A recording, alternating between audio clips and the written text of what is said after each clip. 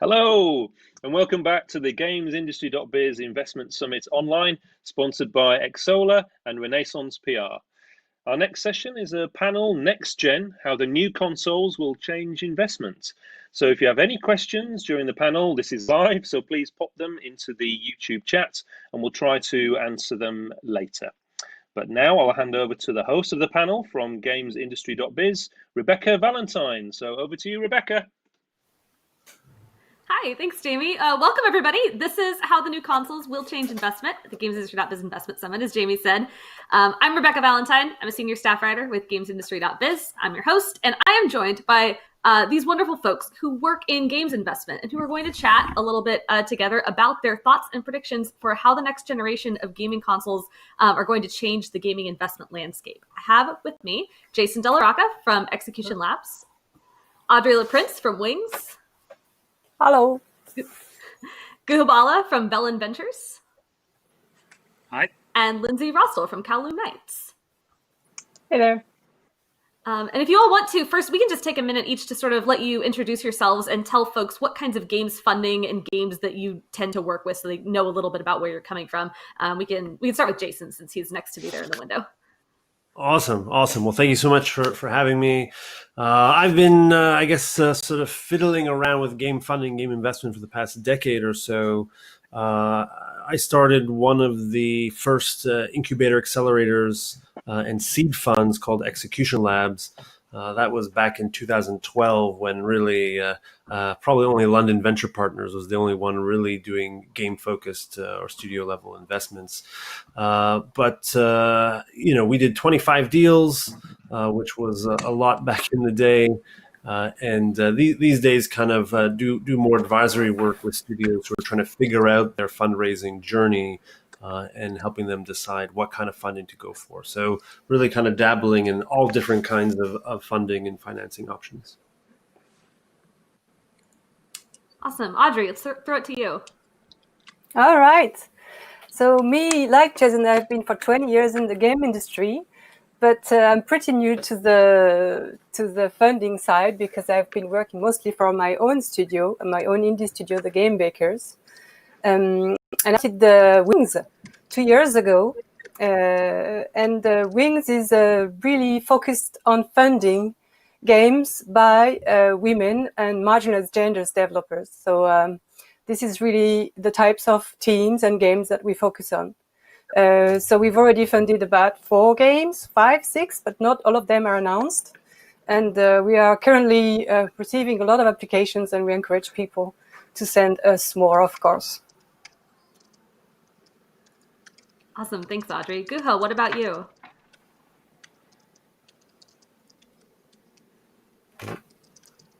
Guha? He's doing email. There? It's frozen. It's okay. It sounds like it's frozen for him. He's gonna fix that. So Lindsay, how about you go? Yeah, I can hop in. I'm Lindsay from Kowloon Knights. We've been doing independent project financing since 2017. We have over 30 projects in our portfolio, and we most recently released Spiritfarer. So we've been out seeking games from all across the globe that have a unique voice that we can help bring to market. We tend to finance teams that are self-sufficient and ready to take on self-publishing. Awesome. It sounds like Guha's back. So can you real quick just give us a little introduction about you and Bellin Ventures and what you all are about?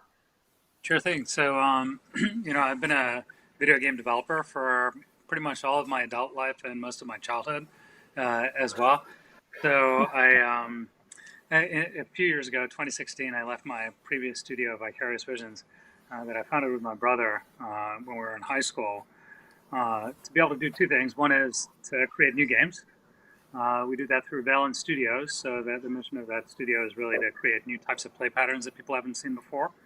And then Bellin Ventures, so we can invest in other entrepreneurs. So typically we do seed and usually Series A type of funding, especially where we see sort of unique angle, either in games or games-related technologies. Sometimes that's healthcare applications, sometimes that's things like in fitness and that sort of thing. But it also applies to really creative ideas for new types of publishers, micro bets through Kickstarter and other things like that. So we see a wide variety of deals. you look at a lot, you invest in the few that you think are really going to break through, and that kind of thing. But it's quite a variety. Awesome, thank you. And I love this because it sounds like we have a pretty diverse array of different types of funding interests on this panel. So I would love to hear, and any of you can start, what each of you see as the most important or exciting or interesting or just standout changes that are coming with this next generation of consoles that might impact how you invest in games. where do we start? I know, big question. Yeah. Maybe you should force us, put us on the spot so we don't. Well, you're trip on talking each now, other. Jason. So now, Yeah. now You you're up. have to tackle me to the ground to get me to stop talking. But yeah, I mean, interestingly enough, it's much more about all the stuff around the subscription models. Even Xbox was just yesterday announcing the sort of the pricing plan for Series X and Series S. Apple Arcade, and it's all these different sort of models of consumption and call it business model attempts that I think has a more interesting impact on what it means to be funded as we move into the next generations. I mean, obviously, there's a lot of focus on sort of the technical parts, right? The ray tracing and SSDs and all that kind of stuff. But in many ways, those parts are less interesting from a purely economic or investment point of view. And I don't know if anyone sort of wants to disagree with that, but certainly from the investment side, I'm looking at way more like all the other elements which are more about business models than it is about ray tracing technology, for example. For me, Jason, what I look for, especially around this time of platform transition, you kind of see play patterns whose time has come, and they come in two forms. There's not a lot of them, but there are a few that really break out. Some are play patterns that are really late cycle play patterns. It's when platform has broad adoption and it's really opening up to a casual audience on that platform. Casual is the wrong word, probably just the mainstream, the late adopters to that platform. So Guitar Hero came out with a late cycle of PS2. And Skylanders came out with a late cycle of Wii. And these each sort of went on to define categories. Whereas a game like Dance Central came out on the early end of Kinect and sort of really said, okay, here's a play pattern that's enabled because of a new platform coming in. So from my view, it's sort of like you can see these transitions as time where if you identify a play pattern, you say, this is the time it's really going to hit because of these factors going on, that makes a good bet. In each of these cases, actually, especially with Skylanders not so much, but with Guitar Hero and Dance Central, neither were super expensive bets out the gate. They were the right play pattern for that time. So when we're not looking at, let's say, investment in the tens of millions or hundreds of millions, where most of those portfolios exist within large integrated publishers or first parties, these are the type of investments that tend to be very attractive.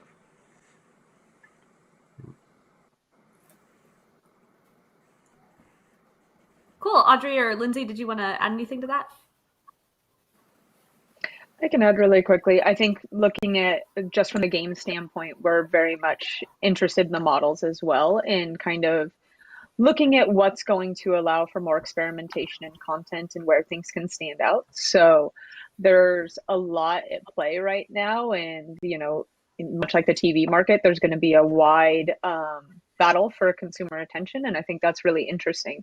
And so finding those places where your games can stand out as well as, be found.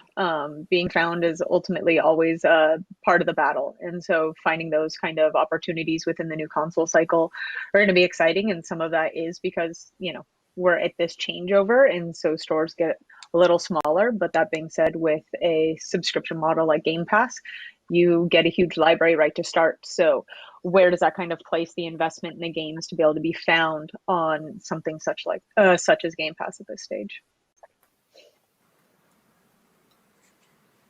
So yeah, Game Pass is a really interesting one to talk about. You mentioned it, Jason kind of mentioned it too, and we just had sort of a slew of announcements come out just this week about what Game Pass is going to be able to offer, especially now that it's got EA Play on there, and how it's going to be paired with Xbox's model going forward. Can we dig into Xbox Game Pass a little bit? Like, is there anything how are investors looking at Game Pass and other similar subscription services? Are they exciting? Is it a cautionary thing? Like, what's sort of the thought there? I think Game Pass is really interesting on a couple of counts. One is that we know that sampling increases with subscription services. And so if it is a matter of being able to get better discovery, you can go in on a subscription service like Game Pass, get some sampling, and that can effectively cross-promote to other paid platforms as well. Other thing is really kind of interesting about the subscription services like Game Pass is getting player liquidity for multiplayer games. So a lot of multiplayer games live or die by player liquidity. Actually, all of them do. And if yours is a new one, getting the player liquidity to make it sustainable is really important. And so getting a subscription service to help can be very meaningful, especially if you're not ready to dip fully into free-to-play. So unlike mobile games, HD console games have a much harder time getting into full free-to-play because of the cost of asset creation and that kind of thing. So subscription service is almost like a proxy for a free entry point, where you get a pool of players, you could start the buzz around word of mouth and things like that, and then sell premium content to either non-subscribers or on other platforms that are being played at the same time.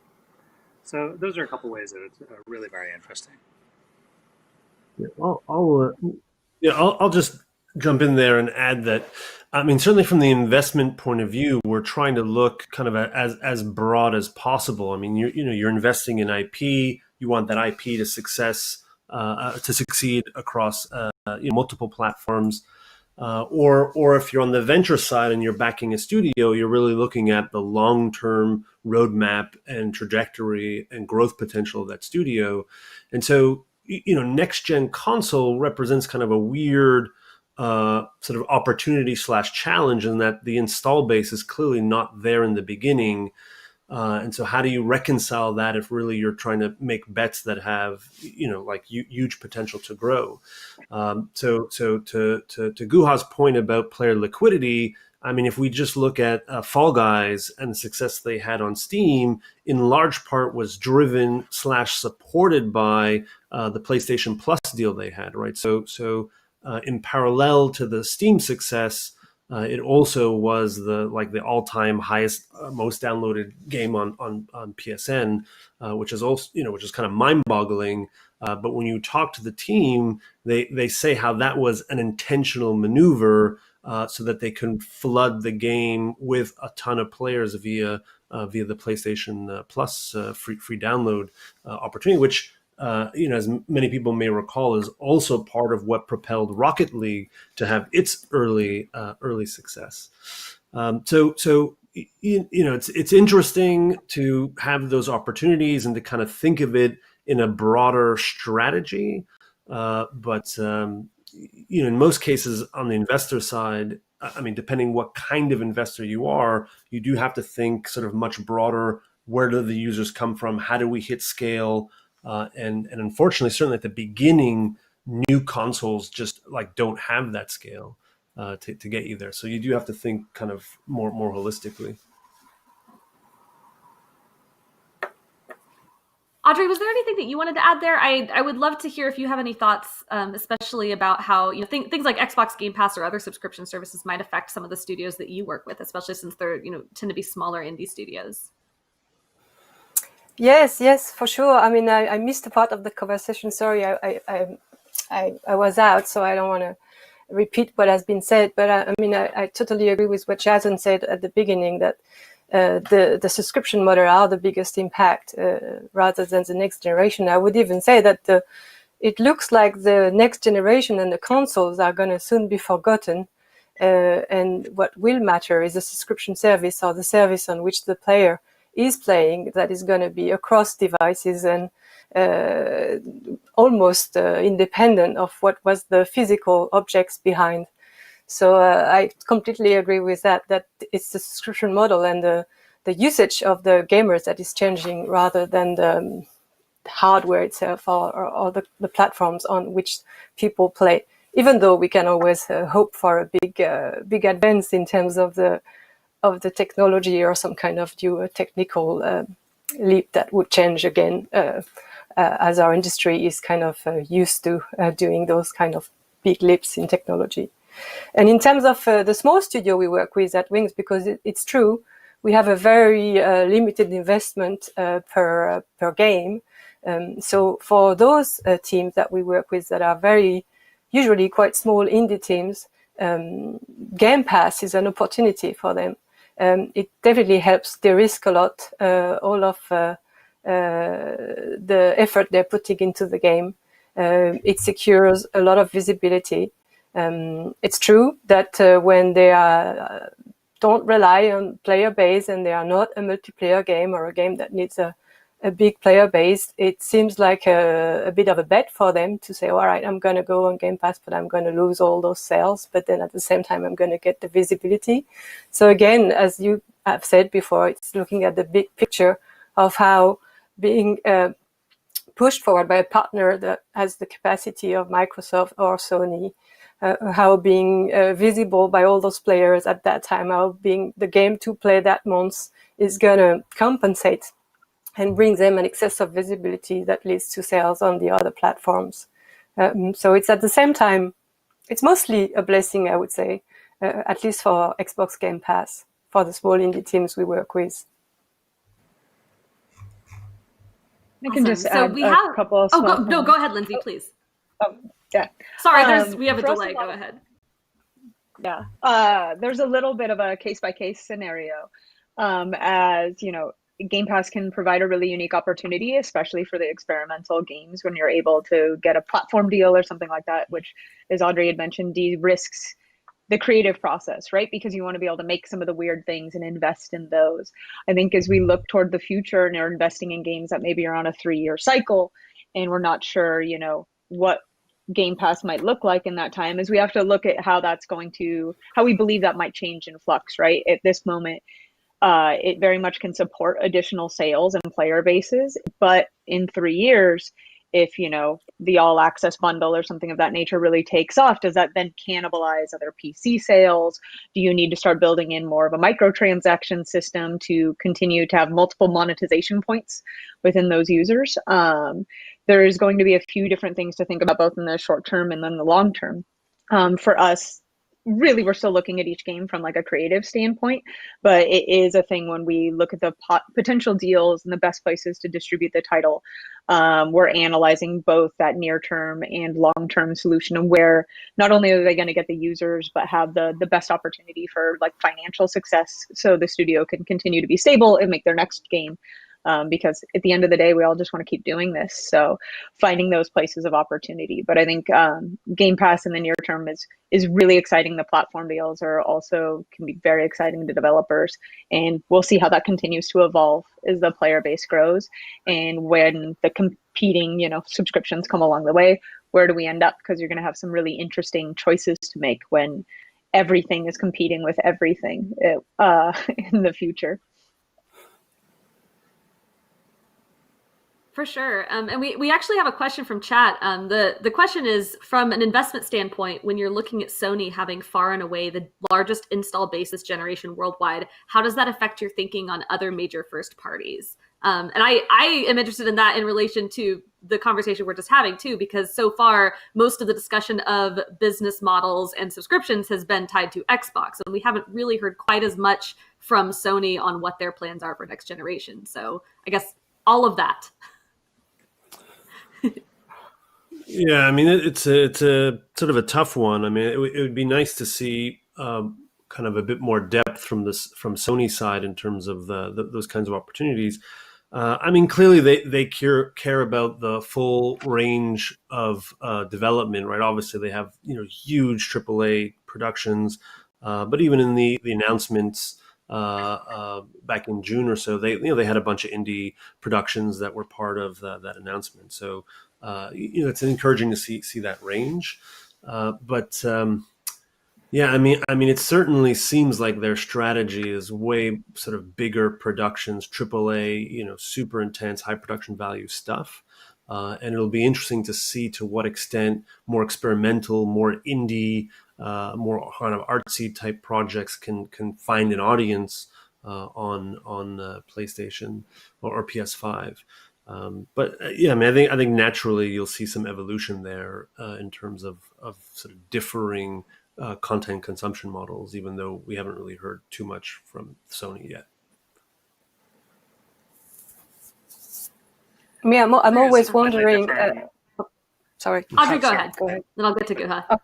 Okay, so I mean, I'm always wondering when we look at the subscription models, it's always reminding me of the year 2010 and the beginning of the app stores, and how suddenly we moved from a premium economy to a free-to-play economy. And this is very reminiscent of that, and it's also very reminiscent of what I see from Netflix those days, with all those animation studios and movie studios who are completely busy producing animation and producing movies without even having to worry about what is going to be the market that they're going to reach, because they are completely funded and they just keep producing content again and again. And I always wonder to what extent will we reach the same situation in the video game industry. To what extent is content just going to be subsidized by those major actors like Sony, like Apple, like Epic, like Microsoft, to a point that they're just going to be buying content and exclusivity, and that's how the whole model and the whole content is going to be impacted by that. I don't know if you have thoughts about that, but sometimes I think about that in my shower and I get scared. Guha, you were going to say something. Go ahead. I think that from a developer standpoint, going back to the question on the budget, but this also relates a little bit to Audrey's point as well.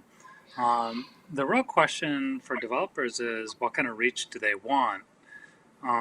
There's certainly lots of people going after PSN presence, so even though there are a lot of consumers on there, if you want to trade exclusivity for first-party positioning, are you going to get the kind of positioning that you desire for that title to get the demand to, funnel sales or not? And if you don't get exclusivity, you might as well go across all of them. If you get a special exclusivity on Switch and special promotions on Switch, that may be worth much more to you than a generic positioning on one of the other systems. So when we look at titles and the commercialization opportunities, and it's probably the case for all the other panelists here, it's more like optimizing what is it for that particular title and the title's audience. So there are experiences that are over-indexed on Switch, for example, and likewise on PlayStation. Lindsay, did you want to add anything? I'll add one quick thing. I think also to note to the investing into games with the PlayStation market, it's still coming down to the content first. We had invested in Godfall, which was the first PS5 announced title. And at the time, that's not like where we were thinking or even thinking from a specific platform. We were in, this is a really cool game. And we thought it was a beautiful and crazy experience that we wanted to be a part of. And then as we continued the development, opportunities came up for the title. And so from an investment standpoint, we're looking at the game with an eye toward, maybe this could leverage a platform deal, or where is this going to be able to live? Some will have better opportunities on some of the consoles, certain consoles than others, right? Like as Guha just had mentioned, like Switch can be great for certain ones, and you should spend your porting hours there versus others. So like the user base is really strong on PS4. I wouldn't be targeting that as my primary platform probably at this state, just because of the way stores kind of change off, especially from lower level, not lower level, but more indie titles. But there's still strong opportunities for anything that can stand out in the market and taking advantage of what's there. But we don't invest particularly with the eye like we're investing in this because this is a PS4 game, or this is a PS5 game. We're investing in it because like this is a game we think stands out, and then we think other people will believe that too, whether getting that kind of MG situation or just releasing it and letting it stand out in the market. But we're never making our investment decisions solely based on like a platform first. It's based on the game. Yeah, Yeah, I'd like Jason. to. Yeah, there's a whole bunch of sort of threads here that I'll attempt to connect a few of them, and one of them is this sort of the platform treadmill danger, which oddly, I mean, to echo Audrey's point, is kind of like this Netflix effect, but in a much different way than we're normally accustomed to thinking about sort of what Netflix means. But this idea that as long as Netflix funds my next show, then I'm good. And then all you're ever doing is kind of getting, sort of funded and refunded on that same treadmill. And then you're kind of, stuck to the mercy of the curation and content choices of Netflix. We saw that happen not too long ago with Apple Arcade, where when they got started, there were a whole bunch of really happy developers that got a sweet Apple Arcade deal. But then a couple of months ago, they shifted strategy, and a whole bunch of developers essentially, had their contracts cut and were kind of left out in the cold. And so there's a real danger from a kind of strategic or planning point of view, in that you should not be optimizing for getting something done. If you're actually running a business and trying to have commercial success in parallel to building beautiful, awesome, fun games, you really have to sort of optimize for the success potential, and you have to think about who does or who aligns with that kind of success, and oftentimes I think there's a mismatch in terms of who you're chasing for investment relative to what kind of success you can achieve. And for me, often that's manifested in kind of a mismatch of project funding opportunities versus company funding opportunities. And if you're not sort of thinking about that, then this question of next gen platform, all that doesn't even really matter. But yeah, it's sort of dangerous. You don't want to get stuck on this kind of treadmill where you're really beholden to any one platform and kind of just hoping you get renewed and renewed and renewed, and then when you don't, you're totally screwed. Sure. Anyone else want to add to that before? Cool. We're actually getting a bunch of really good questions from the chat, and I want to make sure that we try to get to them all. We have one from Gossamer Games. Is there any sense that the shift to subscription gaming will impact how much money publishers are looking to invest in projects and what state of development pitches should be in? And I'd extend that to investors as well as publishers, I think. Lindsay, any thoughts? Yeah, I mean, we definitely look at projects from, does the budget make sense for the type of project being made? I think that comes down to, as a business owner, making sure that you understand the competitive global landscape and the kind of game you're making and what reasonable comps are taking in versus the outliers. I think, there is, Jason and Audrey had kind of hinted at, there's a margins game that comes with platform deals where it's not the same form where you can, in a sense, get that lottery ticket. So you have to be mindful of a budget that is very realistic and managed in that way. So I keep kicking my desk. And secondarily, from a pitch standpoint, a lot of it still, from our point of view, is the same. We'll look at paper pitches, we'll look at builds. More often than not, we want to see some kind of build, but we are knowing where the landscape is. There's certain games where it's like, oh, this will clearly like do well in a subscription model, or this can get a platform deal, or this one's going to have to like go out on its own. I think we're looking at each one from that level and then looking at the risk elements from there. But I don't think for us it's changed exactly what our pitch has. But I think as a studio head, you should be thinking about what business you do want to be in, where you want to put the value for your game. I think if you're looking to de-risk, finding that kind of budget sweet spot where you can accomplish your game, but also likely get a deal in that realm.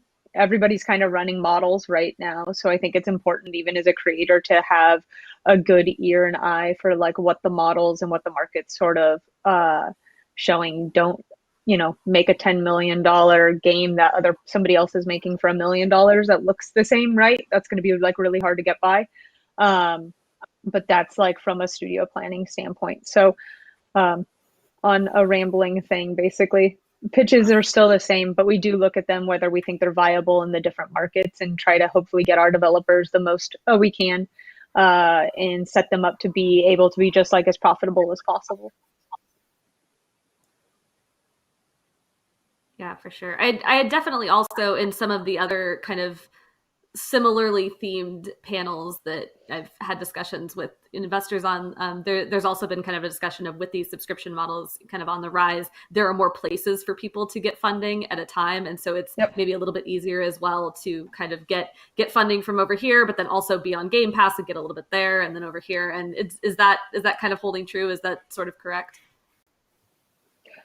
There's definitely places for that. I think as the platforms expand, which they're kind of doing and existing across different places, it gets harder because, if your platform is everywhere, then what is the platform, and which are the competing places?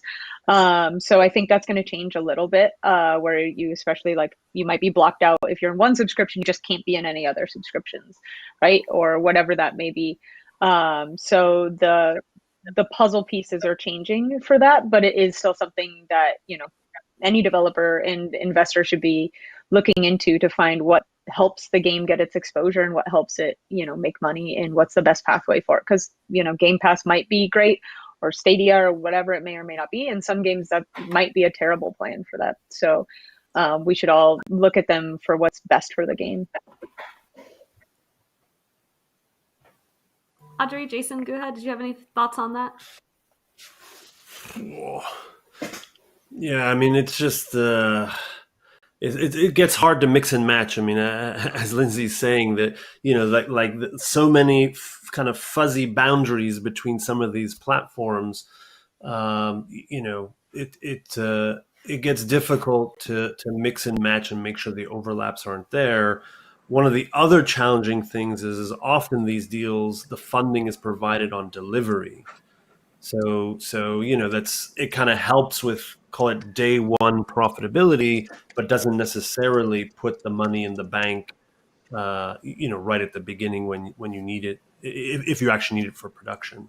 So yeah, it definitely sort of opens up the landscape and gives you many more options, but it's not. Again, it's hard to piece together, and the timing of the cash is not necessarily aligned with the timing that you need the cash. So it's something to be mindful of. Right. Good. I think you were going to try to add something too. So on the point of funding levels for projects, we see it's sort of a spectrum, but it goes in steps. There are games that are done by one or two. These range from tens of thousands to low hundreds of thousands to get done. There are games that are small teams, 5-6 people, and they could clock up to like $1 million or something like that. And then there are relatively still small teams, 10 to 15 people, take a couple of years. They're at $15 million. Each of these has a pathway to market and a different set of investors or publishing partners, or even decision-making criteria for subscription services to carry. And then beyond that, you're in AAA territory. The one thing that I think all of them have in common, except a few rare cases where you may have a team with a very bankable track record, is that you need to have something great to play. You need to convey a novel, intriguing, and compelling playfeel for what you have. Everything else, if that's the case, and your budget fits in one of these tiers, there should be a pathway to the marketplace for you. It's just a matter of finding the right match at that point. We often see a total mismatch of that. We see a PowerPoint without a track record, or a pitch without a track record. We sometimes see teams that have experts or experienced developers but have never worked together before. We sometimes see sort of budgets way out of whack with where the creative or the market opportunity might be. and that kind of thing. And these dislocations are where you run into lots of frustrations and that kind of thing. So it's important to figure out where you're at from a budgetary bucket, let's say, where you're at from a development standpoint and your bankability, of that. And so accordingly match that to what's your output as well. Awesome, thanks.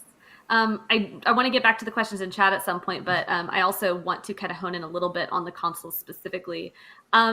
How long do you anticipate the previous generation of consoles, PS4 and Xbox One, to still be a viable platform that investors are interested in games on? And are there any specific factors that might impact how long that interest stays around? Audrey, do you have any thoughts? Yeah, well, on this one, I would say there is no reason not to ship your PS5 game or your Xbox Series X game on PS4 and Xbox One. If you have the capacity, of course, if you're doing the most amazing and groundbreaking, technologically advanced game, you might have difficulties. But for most of the indie developers we work with, it is possible. So there is no reason why we would just refrain from tapping into 100 million installed base console that is still there.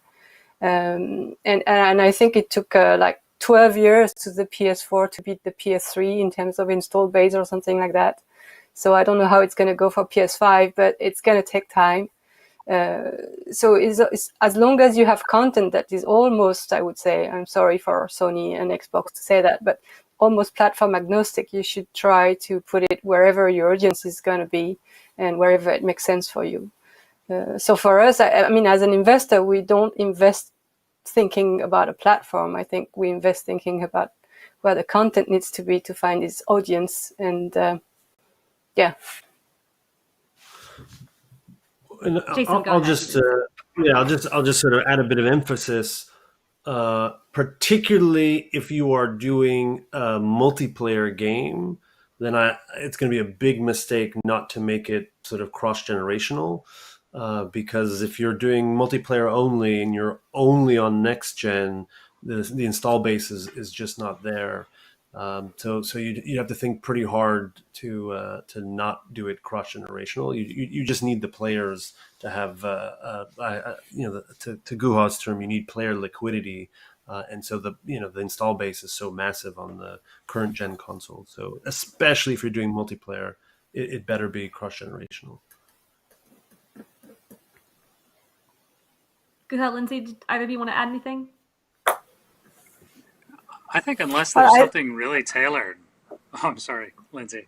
No, go ahead. Unless you have something incredibly tailored to something new on PS5 or Xbox Series X, as the case may be, it really doesn't pay for the indie to restrict themselves. So early cycle of PSVR, for example, as an illustration, some of the Sony-sponsored content were among the only titles to make any money in VR, in that entire year. So there were a lot of people going after it, but only the ones that are backed by Sony and paid for by Sony on their system actually work. So it depends on your project. If you have something like that, sure, focus on that system. But if it's something that can go cross-platform, would be a great late cycle entry, especially to a broad addressable audience, then you have a different approach to going to market, fundamentally. I think a friend of mine used to use a phrase, new platforms are sort of 90% mind share, 10% market share. And that sort of holds true. The big mismatch with indie developers is we're all sort of motivated to go after the shiny object from a development standpoint. It's not necessarily where people are playing. So that's something to think about. Yeah, and I would add to what you just said, Guru. I would add that unfortunately, especially if you're a small indie dev and you need to rely on the support of a major player like Microsoft or Sony, you have to be on the next generation because they're only going to talk about next generation games. I've experienced it firsthand, and I know many of our developers are experiencing it now. There is no way anybody's going to mention your PS4 only game next year. So you have to be carried by the next generation of consoles, get the coverage there, and then still sell the game where the consumer base is installed. I mean, where the consumers are playing. Audrey actually was very prescient there. You kind of got into what I wanted to ask next. I was going to ask, is there any reason to, especially if you're a smaller developer, but really for anyone who's actively seeking funding, is there any reason to hone in on next generation consoles as the thing you want to focus on? Jason, you made a point fairly early on in this panel that the new technology is less interesting than the new business models. And so I'm curious if there's anything about the new technology or anything about the new consoles that maybe like changes the game for people who might be seeking funding that might make them want to target those consoles. Yeah, I don't want to come across as so old-fashioned because, just today I was looking online to make sure I can place my pre-order for the next consoles. So as a player, as a fan, I get all excited and giddy about the new shiny toys and things as much as anyone. But as an September investor, 22nd. Oh. Yeah, is that the day?